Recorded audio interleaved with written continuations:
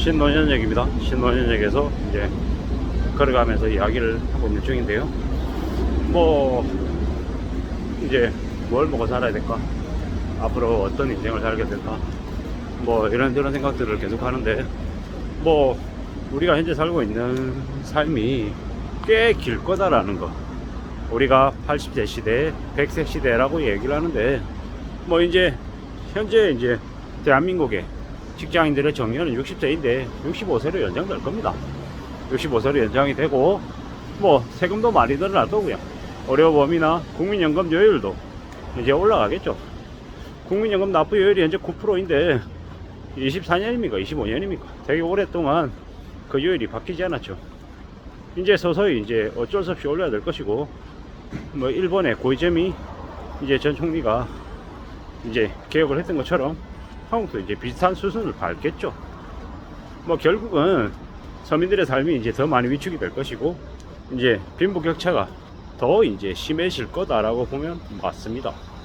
결국 그렇게 되면 이제 서민들, 보통 사람들, 평범한 사람들의 이제 범죄나 아니면은 그런 것들이 좀 늘어날 텐데요. 제가 이제 그제 이제 범죄를 저지른 중죄인들에 대해서 강제 노역을 시켜야 된다라고 했다가 한 분이 이제 저한테 이제 엄청난 이제 댓글을 이제 올려주시더라고요. 뭐 당신은 범죄자가 안 될 수 있는 줄 아느냐, 뭐 범죄자다 아니다를, 중죄인이다 아니다를 누가 판단하느냐, 너는 범죄자 안 될 수 있을 것 같으냐 라고 좀 거칠게 얘기를 하시더라고요.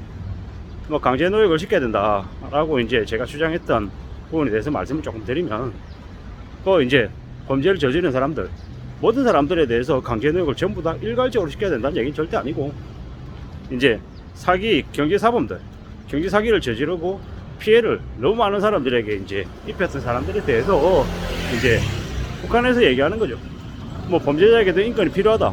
기본적으로는 그 내용에 동의합니다. 근데 이제 최근에는 피해자들의 인권은 없고, 뭐 가해자들, 범죄자들의 인권만 너무 이렇게 보호되는 모습들이 보이는 것 같아서 그에 대한 좀 형평성에 대한 생각들도 좀 해봤던 거고, 범죄자들을 뭐 뭐든 우리가 범죄자라고 이렇게 퉁쳐서 얘기하지만, 뭐 물건을 한 개 훔친 사람도 범죄자이고, 사람을 죽인 살인자들, 그리고 이제 우연찮게 자기도 모르게 실수로 사람을 죽였냐, 아니면은 작정을 하고 한 명을 죽였냐, 100명을 죽였냐, 10명을 죽였냐, 분명히 그에 따라서 다르죠.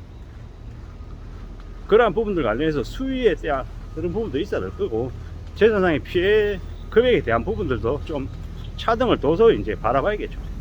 무조건 범죄자라고 해서 범죄자를 전부 다 강제노역 시키고 중노동 시켜야 된다는 얘기가 절대로 아니고, 뭐 이제 정황상 여러 가지 그런 부분들은 이제 판단이 필요하다라는 겁니다. 지금 현재 전세 사기를 당한 이들이 얼마나 많습니까?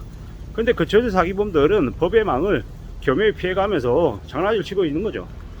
이제 피해자들에게 돌려줄 돈 없으니까 네가 낙찰 받아, 그래 놓고 이제 그들에게 거의 이제 강매하는 수준으로 이제 하는 것들이 이제 보여지니까, 그거 좀 누가 보더라도 비정상 아닙니까?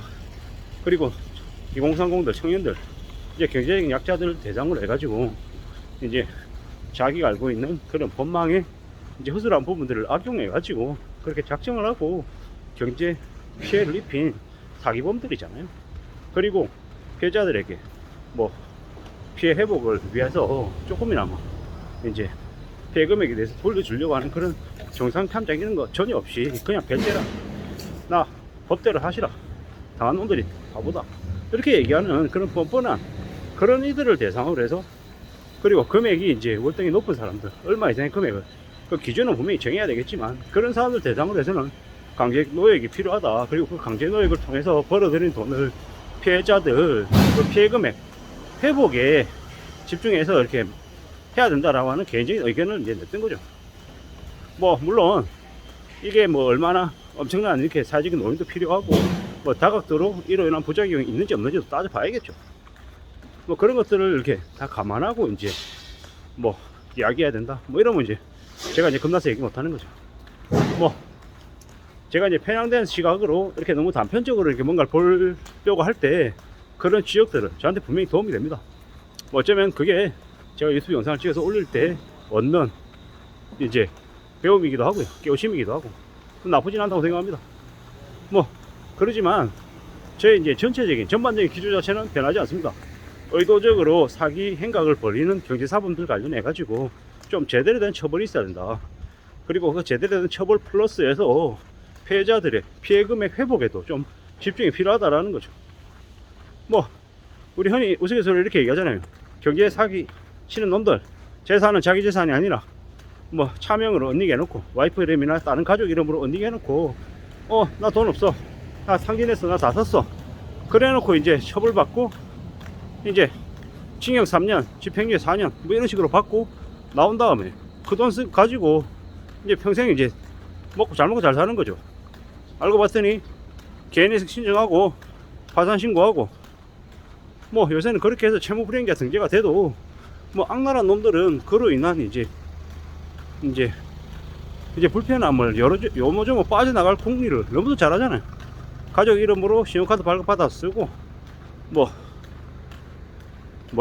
핸드폰 뭐 가족 이름으로 명의 이제 개통해 가지고 쓰고 다니고 대포폰 쓰고 다니고 대포차량 쓰고 다니고 뭐 그러면은 뭐 자기 통장 자기 계좌 번호 이용 안 해도 그냥 알아서 하더라고요. 이게 현실입니다. 이게 비대면 대출이 이렇게 너무 활성화되고 이러다 보니까 꼭 자기 신분이 아니어도 자기 게 아니어도 충분히 뭐 비대면 이제 온라인 계좌를 이용해 가지고 금융 계좌 이용해 가지고 이용하는 데 불편함이 없죠. 이게 현실입니다. 이게 지금은 이제 나라다라는 거죠. 이건 뭔가 잘못해도 한참 잘못된 게 아니냐라는 거죠. 피해자들에게는 인권이 있고 가해자들에게는 인권이 있고 범죄자들에게는 인권이 있고 피해자들의 인권 따위는 없는 나라는 아니어야 된다라는 얘기가 제가 드리고 싶은 관점입니다. 그리고 피해자들의 피해 회복이 너무 잘 안 되니 그에 대한 것들이 가해자들에게 좀 제한을 가하고 강제노역을 통해서라도 피해자들의 피해 회복에 좀 이제 실질적인 도움이 돼야 된다는 게 제 의견입니다. 뭐 그 댓글 주신 분처럼 뭐 제가 범죄자가 될 수 있고 너는 범죄자 아닌 줄 아냐라고 얘기하면은 이제 감히 그렇게 얘기하는 거죠. 범죄자를 당신이 범죄자이다 아니다를 판단하는 건 저도 아니지만 당신도 아니지만 판사다. 그리고 이 사회의 통념이다라는 거죠. 통상적인 인식 자체를 넘어서면 안 된다라고 얘기를 하고 싶은 거죠. 제가 혼자 떠들고 혼자 이렇게 저렇게 얘기해서 남에게 엄청난 충격을 피해를 줬다. 뭐 그리고 이제 그게 실제로 그렇게 밝혀진다라고 하면 뭐 저 또한 범죄자가 될 수 있는 거죠. 근데 뭐 기본적으로 선을 넘는 행동들을 하며 사는 사람들, 의도적으로 이제 그렇게 작정을 하고 덤벼드는 사람들에게까지 인권을 보여줘야 되나 라는 고민은 사실 든다라는 거죠. 범죄자가 창궐하는, 사기꾼이 창궐하는 시대에 이제 제 생각들을 잠시 얘기해 봤습니다. 감사합니다.